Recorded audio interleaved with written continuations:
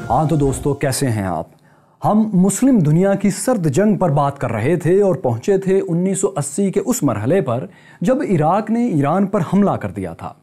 Saddam Hussein نے ایرانی سرحدی صوبے خوزستان پر 22 ستمبر 1980 کو اٹیک کیا تو آیت اللہ خمینی نے اسلامی دنیا کی تنظیم OIC سے رابطہ کیا۔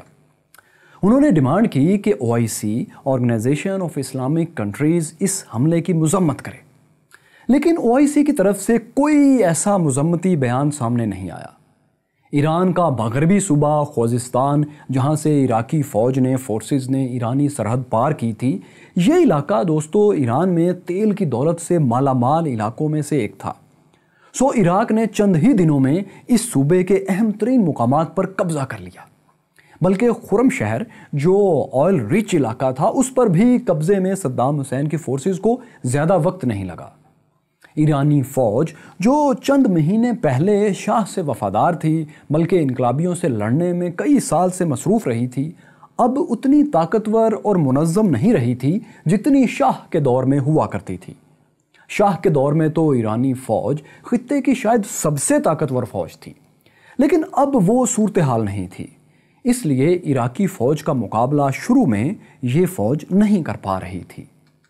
صدام حسین نے کچھ ہی دنوں میں ایران کے تقریباً 25,000 مربع کلومیٹر کے رقبے پر قبضہ کر لیا۔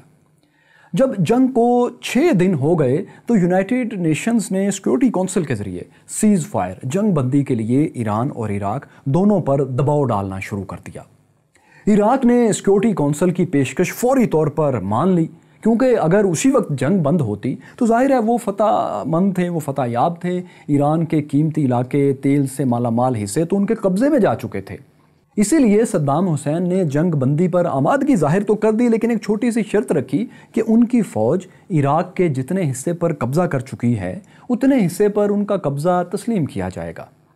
اگر یہ شرط مان لی جائے تو انہوں نے کہا وہ تیار ہیں۔ اب ظاہر ہے ایران کو تو یہ شرط قبول نہیں ہو سکتی تھی۔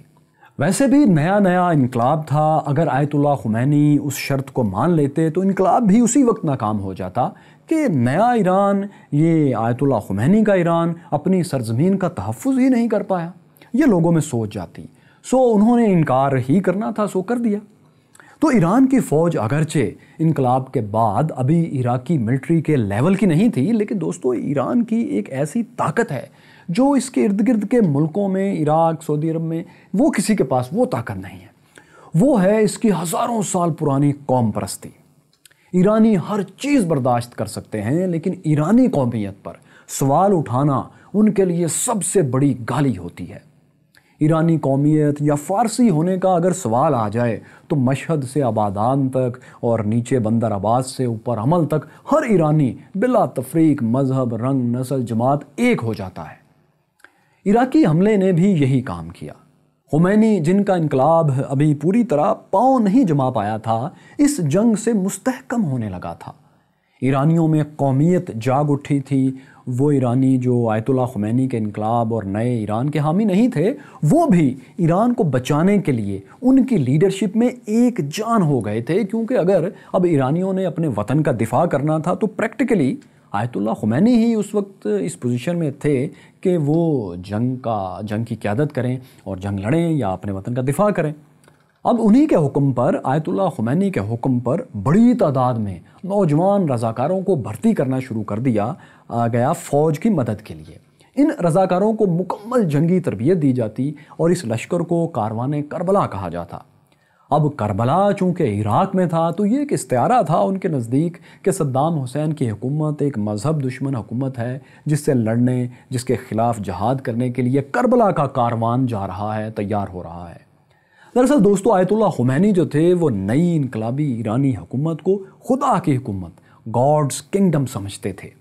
ان کے نظریے میں خدا کی حاکمیت والے ملک پر حملہ اسلام پر حملہ تھا جو کوئی مسلمان نہیں کر سکتا۔ یہ جو نئے رضاکار کاروان کربلا تیار ہو رہا تھا، اس کو ان کی فوج تربیت دیتی تھی اور ان لوگوں کے ساتھ مذہبی اسکالرز اور علماء بھی ہوتے تھے میدان جنگ میں۔ ان علماء کے پاس بھی RPGs ہوتی تھیں جنہیں وہ کندھے پر رکھ کر فائر کر سکتے تھے۔ پھر یہ علماء میدان جنگ میں سپاہیوں اور رضاکاروں کو جذبہ جہاد اور شوق شہادت پر ولولہ انگیز تقریریں دیتے تھے اور درس دیتے تھے۔ یہ علماء کرام ایرانی فورسز کو واقعہ کربلا میں لڑنے والوں کے قصے سنا سنا کر ان کا خون گرما دیتے تھے۔ یہ حکمت عملی انقلابی لیڈر آیت اللہ خمینی کی تھی اور وہ اسے زبردست طریقے سے استعمال کر رہے تھے اور یہ حکمت عملی کام بھی کر رہی تھی۔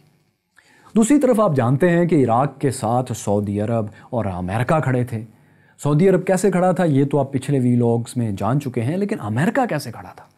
وہ ایسے کہ ماڈرن میپنگ ٹیکنالوجی امریکہ کے پاس تھی اور امریکہ اور سعودی عرب میں ایک معاہدہ ہوا تھا، اور یہ کہانی بھی آپ شروع کے ویلاگز میں دیکھ چکے ہیں۔ تو امریکہ ہائی ریزولوشن سیٹلائٹ امیجز جن میں ایرانی فورسز کی پوزیشنز ہوتی تھیں، وہ تصاویر سعودی عرب کو امریکہ فراہم کر دیتا تھا۔ اب سعودی عرب اس کا اتحادی تھا، امریکہ کا اتحادی تھا، تو انٹیلیجنس شیئرنگ کا ایک تک بنتا تھا۔ لیکن اس میں ایک باریک بات تھی، وہ یہ کہ امریکہ اچھی طرح جانتا تھا کہ سعودی عرب یہ سیٹلائٹ امیجز، ملٹری مدد والے امیجز عراقی صدر صدام حسین سے شیئر کرتا ہے سعودی عرب۔ یہ جاننے کے باوجود امریکہ خاموشی سے یہ سب ہونے دیتا تھا۔ اس انڈائریکٹ خاموش ایگریمنٹ سے صدام حسین کو جنگ میں ایران کے خلاف بہت مدد مل رہی تھی۔ حالانکہ کچھ دیر بعد 26 جنوری 1981 میں جیسے ہی نئے امریکی صدر رونلڈ ریگن نے حلف لیا، امریکہ اور ایران کے درمیان ایک خفیہ ڈیل بھی ہوئی۔ اس ڈیل کے تحت ایران میں جو امریکی سفارتکار اور دیگر عملہ قید تھا انہیں رہا کر دیا گیا۔ انہیں رہا کر کے جو درمیان میں میڈیٹر ملک تھا، الجیریا، افریقہ کا ملک، اس کے حوالے کیا گیا، وہاں سے وہ پھر امریکہ گئے۔ 444 دن یہ امریکی ایران میں قید رہے تھے۔ دوران جنگ دونوں ملکوں میں یہ ایک اچھی مثبت پیش رفت ہوئی، پازیٹیو امپرومنٹ ہوئی، لیکن عراق کے خلاف جنگ ختم کرنے کے لیے امریکہ نے پھر بھی کوئی دباؤ نہیں ڈالا۔ حالانکہ لگنے لگا تھا کہ ایران امریکہ میں تعلقات شاید نارمل ہو جائیں، لیکن وہ نہیں ہوئے۔ بس یہ ایک گڈ جیسچر ہوا۔ نہ ہی جنگ بندی کے لیے امریکہ نے عراق پر دباؤ ڈالا کہ وہ ایرانی علاقہ خالی کرے، نہ کوئی نیا اس طرح کا فارمولا پیش کیا۔ جنگ جوں کی توں دونوں مسلمان ملکوں میں جاری رہی۔ دوستو، ایران عراق میں جنگ کے باعث خطے میں اب تیل کی قیمتیں بھی آسمان پر چڑھنے لگی تھیں۔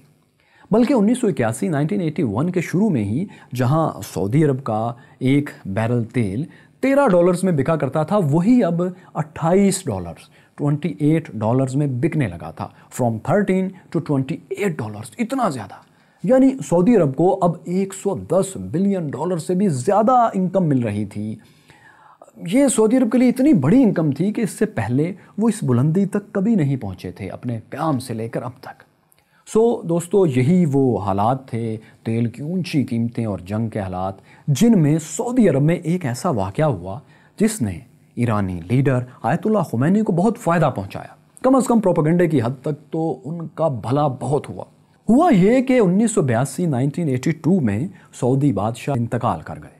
ان کی جگہ کراؤن پرنس شاہ فہد بن عبدالعزیز نے تخت سنبھال لیا۔ ویسے بھی کافی عرصے سے وہی ڈیفیکٹو سعودی سربراہ کا کردار ادا کر رہے تھے۔ شاہ فہد کا تخت پر آنا ایرانی لیڈر کے لیے بہت فائدے کا باعث بنا۔ وہ اس لیے کہ شاہ فہد اپنے پیش رو شاہ خالد اور اس سے پہلے شاہ فیصل کی نسبت بہت خوش مزاج، خوش خوراک اور خوش اتوار انسان تھے۔ وہ پارٹیاں شارٹیاں کرتے رہتے تھے، خوب کھاتے پیتے تھے۔ ان کے وومنائزر ہونے کی باتیں بھی دنیا بھر میں پھیلی ہوئی تھیں۔ وہ اپنا بہت زیادہ وقت بادشاہ بننے کے بعد دارالحکومت ریاض میں، کیپٹل ریاض میں گزارنے کے بجائے اپنے لگژری پیلسز میں، پرآسائش محلات میں گزارتے تھے۔ یہ محلات سعودی عرب کے ساحلی شہر جدہ سمیت کئی دوسرے شہروں میں اور بیرون ممالک میں بھی ہوتے تھے۔ دارالحکومت ریاض سے باہر وہ اپنا زیادہ تر وقت شاید اس لیے گزارتے تھے کہ اس طرح انہیں سعودی عرب کی مذہبی اسٹیبلشمنٹ کی آنکھوں سے ذرا دور رہنے کا موقع ملتا تھا۔ اور سعودی عرب میں مذہبی اسٹیبلشمنٹ کتنی تگڑی ہوتی ہے اور وہ کیا کچھ منواتی ہے بادشاہ سے، یہ آپ پچھلے ویلاگز میں میرے خاص طور پہ 13، 14 اور 15، 13، 14، 15 میں اچھی طرح سمجھ چکے ہیں، دیکھ چکے ہیں۔ بلکہ ان کی زبردست کہانی آپ کو معلوم ہے اب ان ویلاگز کے ذریعے۔ تو دوستو، یہ جو نئے سعودی شاہ فہد بن عبدالعزیز تھے، انہوں نے اپنی پرائیویٹ لائف کے لیے سمندر میں ایک سپر لگژری یاٹ لائنر، ایک چھوٹا سا بحری جہاز بھی کھڑا کیا ہوا تھا۔ اسی لائنر میں وہ محفل نشاط سجایا کرتے تھے، پارٹیاں اور کھابے شابے بھی شاہ فہد بہت کرتے تھے، اور ان پارٹیوں نے انہیں بہت فربا، موٹا، فیٹ بوائے کر دیا تھا، اتنا موٹا کہ شاہ فیصل اور شاہ خالد کو دیکھنے والے سعودی عوام جو تھے ان کے لیے یہ ایک اچھے خاصے سومو پہلوان کی حیثیت رکھتے تھے۔ ان کے ملنے والوں کے مطابق وہ دن میں 60 کپ میٹھی چائے انڈیل جاتے تھے۔ اپنی اوبیسٹی کے مسئلے کو حل کرنے کے لیے، موٹاپا کم کرنے کے لیے، شاہ فہد نے ایک وقت میں یورپ سے ایک میڈیکل ٹریٹمنٹ بھی کروایا تھا، بڑا مہنگا اور ماڈرن قسم کا، لیکن یہ بھی ان کے کسی کام نہ آیا۔ ان کی خوش خوراکی اور صحت مندی سے آگے نکلی ہوئی جسامت قائم رہی۔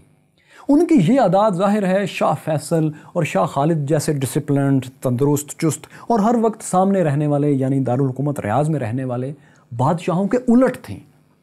یہ سب عادتیں اور ان کا یہ لائف سٹائل جو تھا، یہ جو چیز تھی، اسے مرچ مسالہ لگا کر ایرانی ریڈیو اور آیت اللہ خمینی خوب اچھالتے تھے۔ وہ شاہ فہد کو عیاش، وہ منائزر، شرابی اور نہ جانے جو کچھ ہو سکتا تھا وہ پروپیگنڈے کی مد میں، پروپیگنڈا وار میں کہتے رہتے تھے۔ اب اس کا اثر ہو رہا تھا۔ ستمبر 1981 میں جب ہزاروں ایرانیوں نے سعودی عرب حج کے لیے آنا تھا تو سعودی شاہ نے بھی پورا انتظام کر رکھا تھا ان کے لیے۔ اب ایران عراق جنگ کے ساتھ ایران سعودی عرب سرد جنگ بھی زوروں پر پہنچ چکی تھی اس وقت تک، 82 تک۔ سعودی حکام نے مدینہ منورہ میں انہی دنوں ایک ایرانی کو بھی گرفتار کیا۔ یہ ایرانی مدینہ منورہ میں اور مسجد نبوی میں کچھ ایسے ریچولز، رسومات کر رہا تھا جو سعودی اپنے ہاں الاؤ نہیں کرتے تھے، اجازت نہیں دیتے تھے۔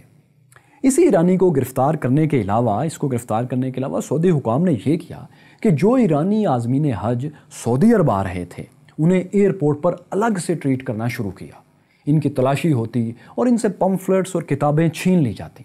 وجہ یہ تھی کہ ان لوگوں کے پاس، ان ایرانیوں کے پاس بڑی تعداد میں آیت اللہ خمینی کی ہدایات پر لکھے ہوئے کتابچے ہوتے تھے، لٹریچر ہوتا تھا جسے وہ دوران حج دنیا بھر کے مسلمانوں میں تقسیم کروانا چاہتے تھے، اور بہت سے ایرانیوں کے پاس آیت اللہ کے پوسٹرز بھی نکل آتے تھے۔ یہ سب سعودی حکومت کے خیال میں ان کے لیے بہت بڑی پریشانی پیدا کرنے کی پلاننگ تھی۔ اس کی اجازت وہ ہرگز دینے کو تیار نہیں تھے۔ تو دونوں حکومتیں بدلے ہوئے حالات میں کسی جگہ ایک دوسرے کو سپیس دینے کے لیے بالکل تیار نہیں تھیں، نہ ایران سعودی عرب کو اور نہ سعودی عرب ایران کو۔ اور اب اسی کے لیے استعمال ہو رہا تھا نام، مذہب کا، مسلک کا۔ حالانکہ مسلک تو شاہ ایران کا بھی دوستو وہی تھا جو آیت اللہ خمینی اور ان کے چاہنے والوں کا تھا۔ سعودیوں نے بھی کوئی نیا مسلک تو نہیں اپنایا تھا، پہلے دن سے اسی مسلک پر یعنی محمد بن عبد الوہاب کے نظریہ اسلام پر آل سعود تو صدیوں سے قائم تھے۔ ان 1-1.5-2 سال میں تعلقات اتنے خراب کیوں ہو گئے؟ اسی کا جواب دوستو آپ دیکھ رہے ہیں کہ اصل لڑائی جغرافیائی تھی، اقتدار کی تھی، طاقت کی تھی اور ہے۔ اب یہ لڑائی ایک فل فلیج جنگ کی شکل اختیار کر چکی تھی 82 تک، جس میں عراق نے ایران کے صوبے خوزستان میں خرم شہر اور آبادان پر قبضہ کر رکھا تھا، جبکہ دوستو شط العرب جو اہم ترین دریا ہے دونوں ملکوں کے درمیان، جس کے ایک سرے پر عراق اور دوسرے پر ایران ہے، اس پر بھی صدام حسین کی فورسز کا قبضہ ہو چکا تھا۔ عراق کا اپر ہینڈ تھا، لیکن 1982 میں صورتحال ایک دم سے بدل گئی۔ ایرانی فورسز 24 مئی 1982 تک فورسز کو پیچھے دھکیل کر اس جگہ پر لے گئی جو جنگ سے پہلے کی دونوں ملکوں کی پوزیشن تھی، یعنی دونوں ملکوں کی سابقہ سرحد تک۔ خرم شہر اور آبادان پر ایران کا کنٹرول دوبارہ قائم ہو گیا۔